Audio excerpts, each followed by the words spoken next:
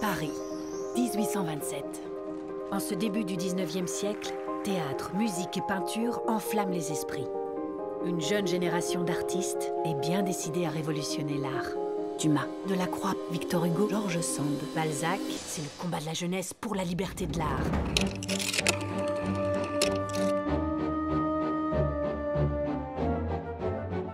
Bonjour, je suis Amélie Haro, la réalisatrice et co-scénariste de l'Armée des Romantiques. Bonjour, je suis Céline Ronté, je suis co-scénariste sur l'Armée des Romantiques. C'est une plongée dans le 19e siècle français et plus précisément celui des romantiques. C'est une aventure qui va raconter à la fois l'histoire de l'art et l'histoire avec un grand H et qui va suivre à travers les artistes du romantisme l'histoire de cette France qui est en pleine transformation pendant le 19e siècle. C'est aussi l'histoire de Paris, avant la Tour Eiffel, où le cœur de Paris, c'était Notre-Dame de Paris. C'est aussi une balade au milieu des œuvres qui sont, elles, connues souvent dans le monde entier, de Sardanapale à Notre-Dame de Paris, en passant par la Comédie humaine, les photographies de Nadar, Les Trois Mousquetaires, le Comte de Monte-Cristo. les Fleurs du Mal de Baudelaire. Enfin voilà, c'est une traversée du 19e siècle romantique. J'ai été contactée par Silex Film qui avait l'ambition d'adapter les livres de Dan Frank et suite au succès en fait de la série Les Aventurières de l'art moderne qui était un mélange d'archives et d'animation, tout ça avec une trame fictionnelle, Dan Frank a impulsé cette idée de travailler sur le 19e siècle. C'est vraiment un siècle passionnant qu'on connaît pas si bien que ça. Et moi, j'avais tellement d'images en tête sans mesurer totalement l'histoire de ce 19e siècle que l'idée a été réimpulsée et c'est comme ça qu'est née l'Armée des Romantiques. Silex Animation, c'est vraiment une structure angoumoisine, donc à Angoulême, qui est née en 2015. C'est Judith et Priscilla, les productrices, qui ont créé ce studio suite aux aventuriers de l'art moderne. Moi, quand je suis arrivée sur le projet, c'était à l'étape de développement, mais c'est un projet qui a eu un développement très très long. Donc, quand j'ai vraiment commencé à travailler dessus, c'était plutôt étape de développement, recherche graphique qui avait bien avancé pour Amélie et le démarrage du storyboard, qui est une des premières étapes de travail pour décortiquer son travail, de ses recherches et de mettre en image le scénario. Quand je suis arrivée, il y avait quand même pas mal de problèmes d'écriture. Il fallait qu'elle ait des bons acteurs avec elle, actrices, pour pouvoir travailler la matière écrite. Et donc, quand je suis arrivée, on était vraiment en train d'essayer de lier cette matière écrite avec l'image. Ça a été un de nos vœux le plus cher dès le départ, de d'écrire évidemment quelque chose de très ancré dans une véracité historique sur ce 19e siècle et à travers les œuvres de ces artistes qu'on trouve plutôt comme des statues et des images un peu figées dans les livres d'histoire et de littérature. Et on voulait absolument que ça ait un écho avec aujourd'hui parce que le 19e siècle, avec l'arrivée de la modernité, de l'industrialisation, des grandes expositions universelles et de cette bande de jeunes qui a voulu casser tous les codes, et ben, il y a forcément des échos avec notre société et l'arrivée d'Internet, de l'intelligence artificielle, de tout ça. En fait, nos peurs ont été un petit peu les mêmes au 19e siècle face au progrès qu'il y avait en phase 2. On s'est aussi appliqué à raconter leur histoire qui est déjà extraordinaire, qui est de les raconter jeunes comme une bande de potes qui veulent la liberté, se battre pour ça, pour casser les codes et inventer une nouvelle société. Et c'est une génération qui est arrivée à 20 ans au moment où on est revenu à la monarchie et qui s'est dit en fait maintenant on va s'inspirer des Anglais, des Allemands, maintenant c'était à eux de s'exprimer et de changer les codes, de transgresser les règles, arrêter le rationalisme et aller vers le sentiment, vivre et éprouver les choses et les ressentir avant de les décrire, de partir d'eux-mêmes, de leur jeunesse, de leur fougue, de leurs rêves et d'aller au bout de leurs aspirations et et ils ont toujours des choses à nous apprendre aujourd'hui dans ce registre, je pense. Donc, bien évidemment, comme on n'est pas des historiennes, on a eu une grande historienne, Judith Lioncan, qui a lu et suivi le projet pour valider aussi tout ce qui était dit, les dates, qu'il n'y ait pas des erreurs historiques. Pour nous, c'était extrêmement important que les choses soient racontées chronologiquement et qu'il n'y ait pas de contresens, de non-sens ou d'erreurs historiques. On utilise des codes de la dramaturgie, des codes de fiction, avec des personnages récurrents qui évoluent dans le temps, des cliffhangers. Donc c'était tout l'enjeu en fait d'imbriquer à la fois quelque chose d'extrêmement documenté, mais aussi de s'en extraire pour essayer d'aller vers de la fiction. Menacé de destruction, Hugo s'est pris d'amour pour la vieille cathédrale parisienne. Il aimerait la sauver. Notre-Dame ouvre ses portes à l'imagination du poète. Peu à peu, il pénètre les secrets de la pierre. 5 siècles d'histoire se déroulent à l'ombre de ses murs. Enfer et purgatoire grondent sous l'ogive des portails. La beauté côtoie la laideur, le sublime, le grotesque. Pureté et monstruosité s'affrontent dans la lumière de ses vitraux.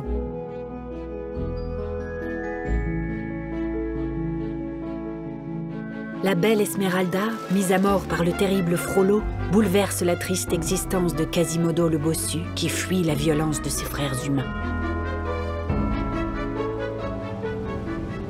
Je suis Olivier Davio et je suis compositeur de la musique de la série L'Armée des Romantiques. Amélie m'a proposé, dès qu'elle a commencé à écrire, c'est-à-dire il y a 7-8 ans, elle m'a tout de suite dit qu'elle aimerait éventuellement voir associer à divers artistes peut-être un thème comme le principe du leitmotiv, comme dans les opéras de Wagner. On a pensé caractériser les personnages, non seulement par le visuel, mais aussi par la musique. Par exemple, on pensait que Balzac serait un personnage un peu bonhomme, et donc on pouvait lui associer une sorte de petite marche ou quelque chose comme ça.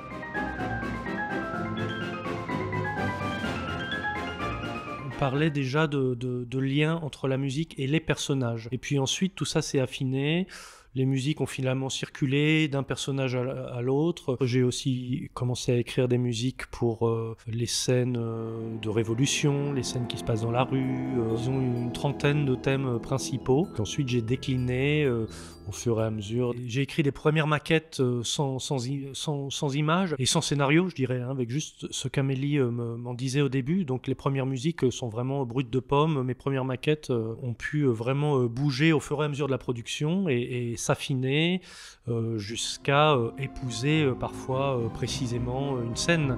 J'ai utilisé comme une sorte de petit orchestre un peu classique. Il y a pas mal de cordes, de bois. Le piano est assez présent, notamment dans les scènes un peu intimes. Il y a pas mal de voix, j'ai chanté beaucoup de voix, bouche fermée, bouche ouverte, voix aiguë, voix grave. Et puis il y a aussi un petit peu de guitare électrique, il y a des instruments plus modernes, des percussions. Il ne s'agissait pas pour nous du tout de singer les musiques romantiques. Moi, j'avais pas du tout envie de ça. Et puis j'y suis allé un peu à l'intuition, avec mon langage assez moderne ou assez actuel, avec aussi pas mal d'emprunts quand même. C'était une sorte de melting pot, des choses assez variées, mais qui épousaient aussi assez bien finalement la manière de faire d'Amélie à l'image. La musique peut accompagner le récit, faire une sorte de contrepoint qui apporte des choses nouvelles.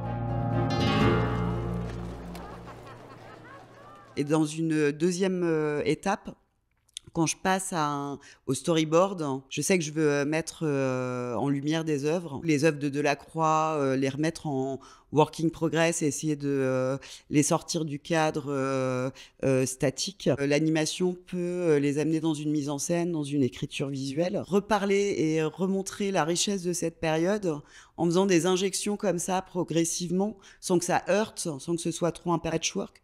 Mais que ça nous raconte aussi la couleur de l'époque, la richesse incroyable de tous ces artistes. Moi, c'est Juliette Peportier et j'étais la chef animatrice sur l'Armée des Romantiques. J'ai eu le droit à 1 mois pour préparer tout ce qui était fichier, faire des plans tests d'animation, discuter avec Amélie de comment on allait fabriquer tout ça. Et ensuite, mon équipe est arrivée et je suis restée pendant 1 an sur le projet, le temps qu'on fabrique toute l'animation de A à Z. Souvent, quand je dois présenter mon métier, j'aime bien dire que les animateurs sur un projet animé, c'est l'équivalent des acteurs sur un long métrage live, sauf qu'au lieu de faire bouger et donner vie aux personnages avec notre corps et notre voix, on le fait avec des dessins. C'était un vrai challenge et on était obligé de se reposer beaucoup sur Amélie pour ça, parce que c'est elle qui avait vraiment la connaissance profonde sur les personnages. Moi, j'étais très à l'affût des anecdotes ou quoi qu'elle pouvait nous raconter lors des meetings, etc., où ça me permettait de donner corps et de se rendre compte un peu plus de qui était tel ou tel perso. Depuis des mois, George Sand vit une passion dévorante avec un jeune poète exalté, Alfred de Musset.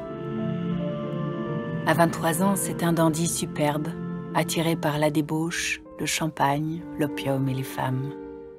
Pour créer, réincarner tous ces artistes, déjà, en fait, on est en animation. Ça veut dire qu'il faut développer tous les personnages. On en a une quarantaine, quelques-uns qui traversent tous les épisodes. On a Victor Hugo qui est notre fil conducteur sur la série. Et je voulais absolument ne pas rentrer dans du cartoon ou les styliser. Je voulais essayer de conserver, comme j'exploitais aussi l'iconographie d'époque, essayer de trouver une couleur dans l'incarnation, dans leur représentation qui soit plus juste, donc un peu plus réaliste. Donc on a des médaillons quand ils sont jeunes. On a des bustes d'eux âgés ou des bustes posthumes, mais qui permettent en animation, on a besoin de turn, c'est-à-dire que pour penser les personnages, on les dessine de face, de 3/4, de profil, pour avoir à peu près toutes les choses. Il y a aussi toute une recherche sur les dessins qui ont pu être faits d'eux, jeunes, des tableaux. Je pense à George Sand, Victor Hugo. Dans les autres challenges, mais que j'ai adoré relever sur la série, c'était le fait qu'on devait vachement s'adapter au style d'Amélie. Toute la série, elle part vraiment de son univers à elle, et comme c'est une dessinatrice aussi talentueuse, en fait, la première fois que j'ai vu ses dessins, je me suis vraiment demandé mais comment on va réussir à animer ça. Elle a un trait très à la fois léger, subtil, qui est assez différent de ce qu'on voit sur les autres productions animées. Et donc moi, trouver les astuces et puis du coup de découvrir avec mon équipe comment on allait donner vie à ces dessins, j'ai trouvé ça hyper intéressant. Avant mon département, il y a un autre département qui s'appelle le layout et qui du coup nous proposait à peu près 1 ou 2 dessins par plan terminé que Amélie faisait valider. Et donc pour tout ce qui était la justesse des émotions, des expressions, etc., elle avait cette opportunité-là, elle, de faire un contrôle avant que nous, on passe à l'animation. Et donc nous, après, c'était plutôt de réussir à garder ce qu'elle avait proposé d'abord au moment de l'animatique. Donc on avait quand même quelque chose d'assez solide pour s'appuyer là-dessus. Et après, je dirais que le challenge, c'est vraiment sur le dessin, parce que on n'en a qu'un seul qu'elle a validé, et nous on doit garder cette qualité et cette même constance dans les émotions au fur et à mesure du plan et de ce qu'on anime. Et à partir de ces médaillons, ces choses, j'ai commencé à les dessiner soit vieux, soit jeunes, et ensuite j'ai travaillé sur leur évolution. Le premier Hugo, celui des romantiques, c'est un jeune blondinet sur les portraits. Petit à petit, les cheveux vont s'allonger. Il va devenir le Hugo politique, les cheveux plaqués, pour arriver après à ce Hugo en exil, barbu, le Hugo qu'on connaît. J'ai dû travailler sur 3-4 déclinaisons de personnages. Dumas, c'est le beau gosse au début, fin, très dynamique. Et puis petit à petit, c'est un artiste gourmand qui a pris de l'embonpoint. Et donc ça, il faut le sentir petit à petit, cette évolution. Et après, il y a tout le travail d'écriture au texte, de la voix qui continue à remonter leur personnalité. Je ne regarderai ni l'or du soir qui tombe, ni les voiles au loin descendant vers Harfleur. Et quand j'arriverai, je mettrai sur ta tombe un bouquet de houx verts et de bruyères en fleurs.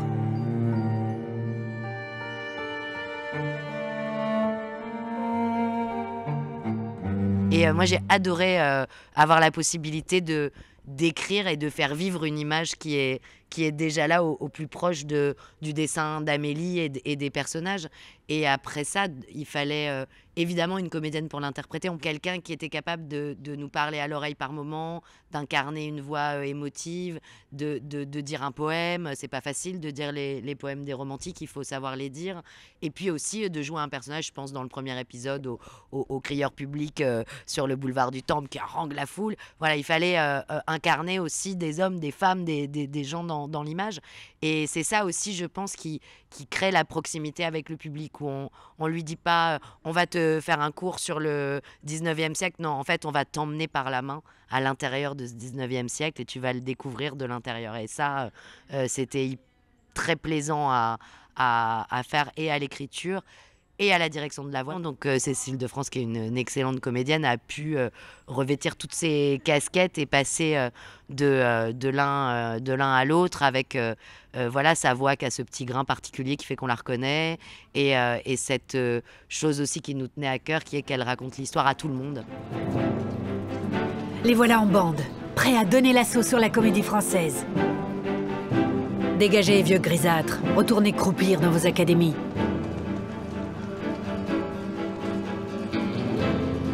C'est toute la rigidité et les règles des classiques qu'ils envoient promener.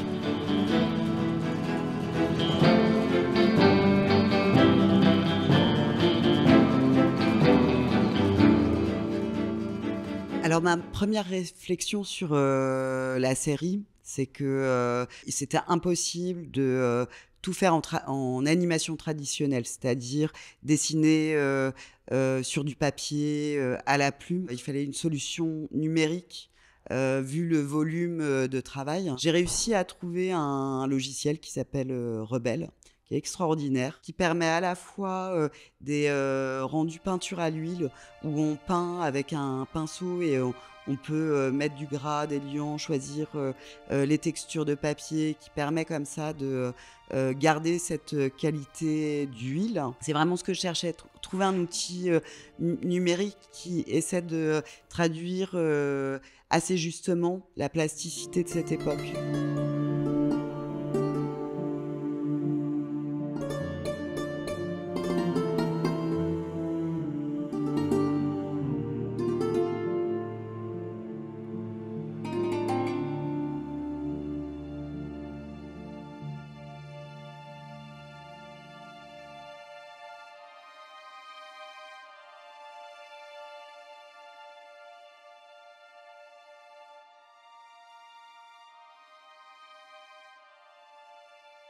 Sur cette série, en fait, on a un total de 2000 décors, que des décors originaux, sans aucune réutilisation. On va rechercher à quoi ressemble à Paris un hôtel particulier du 16e, du 17e. Et à partir de ça, on essaie de reconstituer un lieu. Et petit à petit, en fait, la photographie arrive, mais vraiment sur le dernier épisode. Quand on parle des travaux d'Haussmann, là, il y a une documentation incroyable des dessinateurs architectes qui redessinaient toutes les façades avant qu'elles soient détruites.